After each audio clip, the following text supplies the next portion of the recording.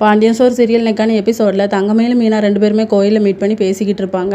செந்தில் வந்து சந்தேகப்பட்டு பின்னாடியே வருவார். இவன் எங்கே போனா அப்படின்னு சொல்லி கோயிலில் தேடி பார்த்துட்டு இருக்கும்போது 2 பேரும் பேசிகிட்டு இருக்கிறத பார்த்து செம கடுப்பாயிருவார்.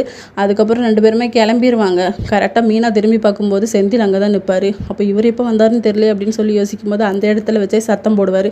இதனால வீட்டில் போய் பேசிக்கலாம் அப்படின்னு சொல்லி வீட்டுக்கு கூட்டிகிட்டு வந்துடுவாங்க. நான் ஒரு நிமிஷம் சொல்கிறத கேளுங்கன்னு சொல்லி மீனா எவ்வளவோ சொல்லி பார்ப்பாங்க. ஆனால் செந்தில் வந்து கேட்குற மாதிரி இல்லை.